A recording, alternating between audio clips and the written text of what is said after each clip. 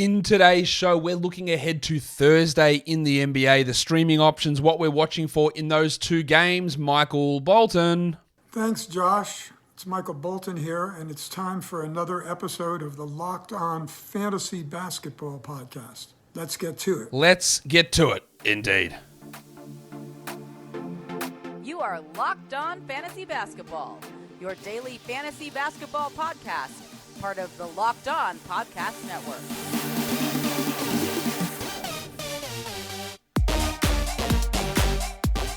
Hello and welcome to the Locked On Fantasy Basketball Podcast, brought to you by Basketball Monster. My name is Josh Lloyd and I am the lead fantasy analyst at basketballmonster.com, and you can find me on Twitter as always at redrock_bball and on Instagram at Locked On Fantasy Basketball. Today's episode is brought to you by PrizePicks. First-time users can receive a 100% instant deposit match up to $100 with the promo code Locked On. That's PrizePicks.com. Promo code is Locked On.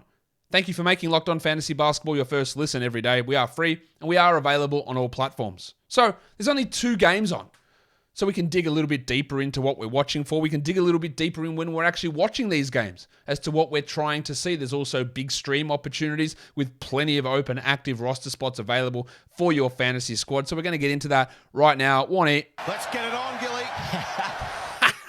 All right, first is the Warriors and the Magic. The Warriors have not won a road game this season. They are 0-3 at the moment in this current road trip. They've lost 3 games in a row. They need to be better. They are favored by 7 points here against the Magic, and the total's 225. This is the first of a back-to-back for the Warriors. I assume that Klay Thompson is going to play in this one, but he might not. He's going to sit one of the back-to-backs on Thursday, Friday. We will see exactly... We will see exactly where he sits or if he plays coming up tomorrow. But if he does play, can we get something good happening? Last game was a bit better, but still can't shoot. We've got 10 years of showing that he's a good shooter and a year and 2 weeks of him not being a good shooter. So I am going to give him a little bit of a leash, but I don't think we should view him as anywhere near top 50, top 60, top 70 rest of the season. It's more top 100. I would still hold Klay, but we have to also accept the possibility that the injuries have just turned him into a average shooter at best. That is a possibility. It's not likely, but it is a possibility, and the data so far suggests that maybe that is true. So we want to see how that goes. I also want to watch Jordan Poole, because he has also been a disappointment this season. He thrived when he started last season, and he struggled a little bit coming off the bench. And this season, he's coming off the bench nearly every game. And that is definitely impacting some of his production. The assists have been impressive at times. They were a little bit down last game, but the shooting percentages aren't there. The usage can't get there. The minutes can't get to where they were last season either. Can we see a level of turnaround? I hope so, but we haven't really been close to seeing that at any point soon. For the Magic, they'll still be without Fultz and Anthony and Harris, and he who should not be named, and Mo Wagner, and Terrence Ross is also questionable. So I would imagine that Jalen Suggs gets a pretty heavy dose. Now, last game in his return, he wasn't at his best at all. He played 28 minutes. He had a pair of steals. He had a block. He had 4 assists or something. And he shot 20%. The shooting is always going to be, it feels, an issue for Suggs. But I believe he is a 12-team league ad. And I want to see how they use him. Do they just start him over Ross? Do they start him over Bol? Do they leave him in a 28-minute bench role? Does he play 30 minutes off the bench? I want to see what they do here with Suggs. Because I do believe he is a 12-team league option. Also want to watch Paolo Banchero. Like a lot of rookies, he's really fallen away the last little week in mainly his percentages. Because this is a problem with him coming out of Duke, is that we saw high volume free throws, but 73%. And if you get high volume and hit 73, it's a big negative on a fantasy team. Now, he started off the year going at 85% on big volume, and it was huge. It was massive for his value. But we've seen it pull back a little bit. And we've seen his field goal percentage drop off, and he's scored under 20 points the last 2 games. I think he's going to remain a really good points, rebounds, and assist player. But I think some of what happened early for Paolo, the big field goal, big free throw percentage, the hyper-efficient field goals, and the high block numbers, they're probably unlikely to stick, and they might have been a little bit of a mirage. So he's still inside the top 100, and I expect Paolo to remain inside the top 100. But let's see what happens with the defensive stats. Let's see if he can get some of the efficiency back on track. Let's see how he fits in this line, because it hasn't been... I think his production has actually suffered since they've gone hyper big, bringing Bol into the lineup. And I don't know if that continues. I don't know if that's a coincidental thing or if it is the fact that Bol is out there and it's cramping things, because Bol doesn't take any threes. Even though he's got this reputation as a three-point shooter, he's really not taking any. And maybe is that cramping things up a little bit and impacting what Polo is doing? That is something to watch. DiVincenzo remains out for the Warriors.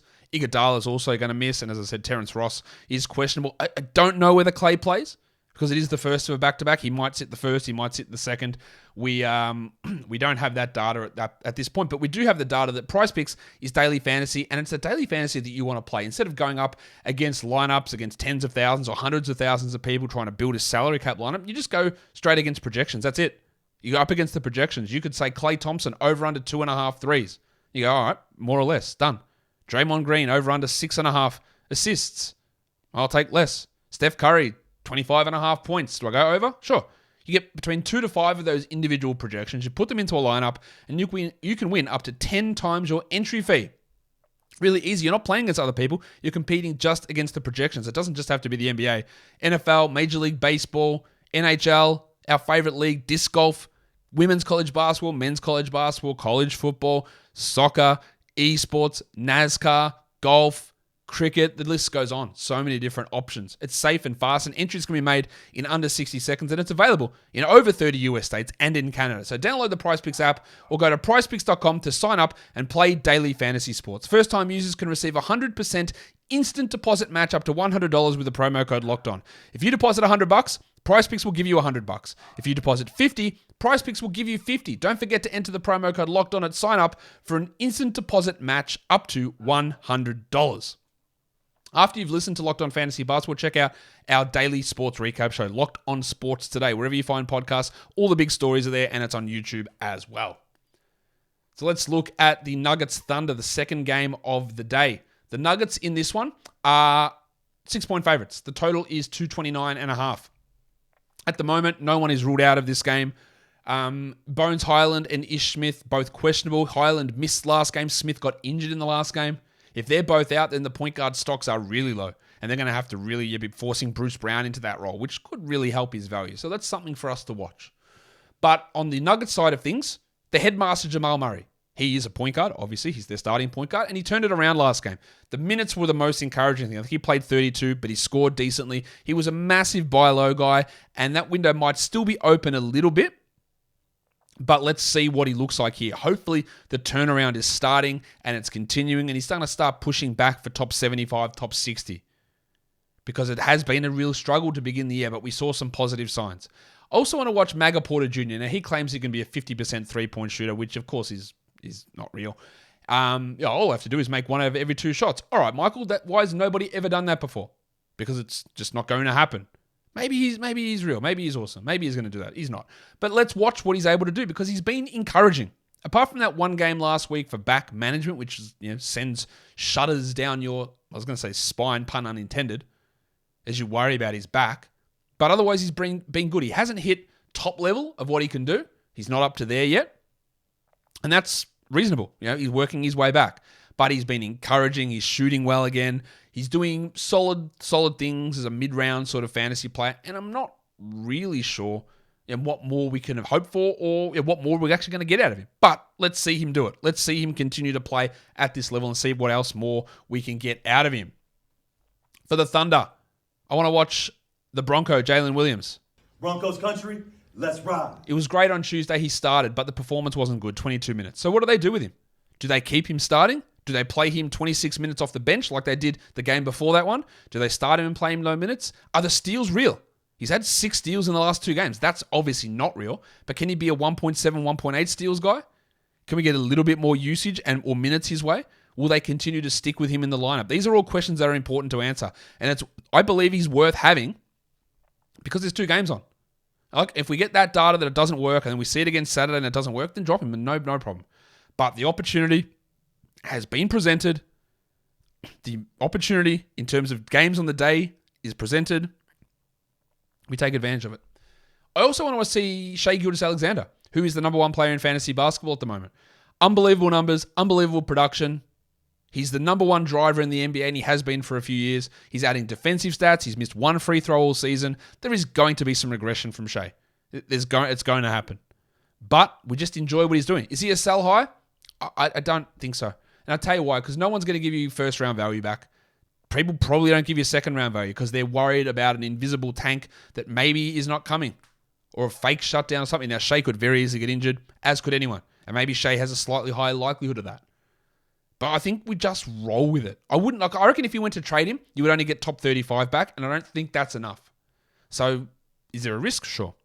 But I also want to just watch what he's doing, because he's killing it. He's dominating. And that is always fun to watch. As I said, Bones is out. No, he's not. Bones is questionable. And Ish Smith also remains questionable. If we're looking at streaming for Thursday, Friday, it's going to be tough. Friday has 12 games on. So if you actually stream someone, does it work? But the only guys who play the Thursday, Friday are the Warriors anyway. Now, Clay is going to sit one of these games, so that might mean there's increased value for John Kuminga, for Moses Moody. But if Clay sits Friday, if you add Moody or Kuminga, you're not going to start them almost definitely. Wiseman and Looney, these sort of players, JaMychal Green. Are you actually going to use them? Ty Jerome in 25 team leagues?